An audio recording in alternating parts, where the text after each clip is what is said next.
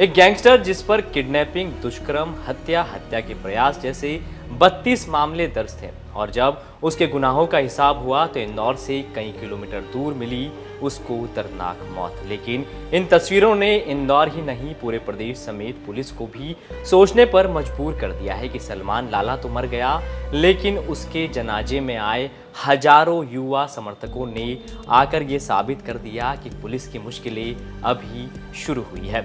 नमस्कार, मेरा नाम है गौरव जगताप और आप देखना शुरू कर चुके हैं अनकही। तो रिमझिम बरसात सड़कों पर गिर रही थी, लेकिन यहाँ की हवा में एक अजीब सा मंजर था। शांति के शहर में ऐसा जनाजा निकलने वाला था जिसे देख हर माँ बाप को सोचने पर मजबूर होना होगा कि आखिर उनकी परवरिश में क्या कमी रह गई। जनाजे में इतनी भीड़ की लग रहा सलमान लाला ने इन युवाओं और इनके परिवार को वो दे दिया जो अब तक खुदा भी नहीं दे पाया।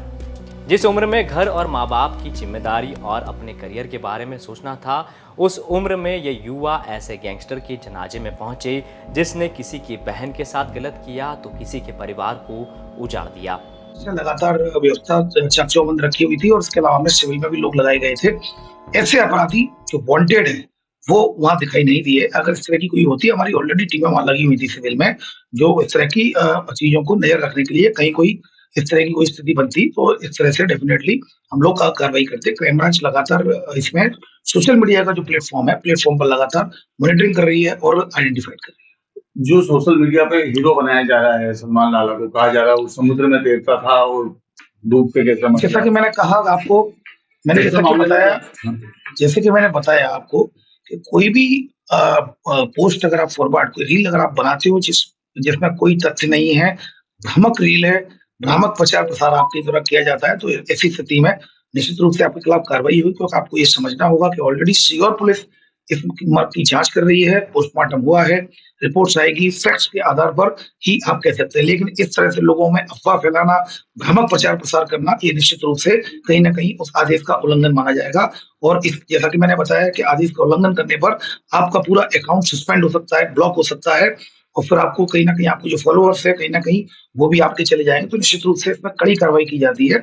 अतः मैं जो एमपी तक के माध्यम से सभी लोगों से ये कहना चाहूंगा, अपील करना चाहूंगा, किसी भी पोस्ट को बिना वेरीफाई किए हुए ना उसको फॉरवर्ड करें, ना ही उसको आगे बढ़ाएं। कोई भी भ्रामक जानकारी होती है, जब तक उसके पुष्टिकारक साक्ष्य ना हो उसको प्रचार प्रसार न करें। सलमान लाला के दफन होने के बाद उसकी कहानी तो खत्म हो गई, लेकिन ये सवाल जहन में सभी के घूम रहा है कि हमारे युवा क्यों ऐसे बदमाशों की ओर आकर्षित हो रहे हैं जिसका अंत सिर्फ और सिर्फ बेरहम मौत है। लाला का जनाजा एक चेतावनी का प्रतीक था कि यदि हम अपने युवा पीढ़ी को सकारात्मकता और नैतिकता की ओर नहीं ले जाएंगे तो हमें ऐसे ही एक और जनाजा देखने को मिलेगा। बता दें कि इंदौर में कुख्यात गैंगस्टर सलमान लाला का शव एक तालाब से बरामद किया गया था। सलमान लाला हाल ही में पुलिस की गिरफ्त से फरार हुआ था और उसके खिलाफ हत्या, लूट, रंगदारी और एनडीपीएस एक्ट जैसे लगभग 32 संगीन मामले दर्ज थे। पुलिस के मुताबिक शव एसडीआरएफ की टीम ने रेस्क्यू ऑपरेशन के दौरान तालाब से बरामद किया था, लेकिन सलमान लाला के परिवार वालों का कहना है कि पुलिस ने पहले उसे गोली मारी और फिर उसे डुबो कर मार डाला। आप तक ये खबर पहुंचाई है इंदौर से धर्मेंद्र कुमार शर्मा ने। क्राइम से जुड़ी तमाम खबरों के लिए आप देखते रहे अनकही।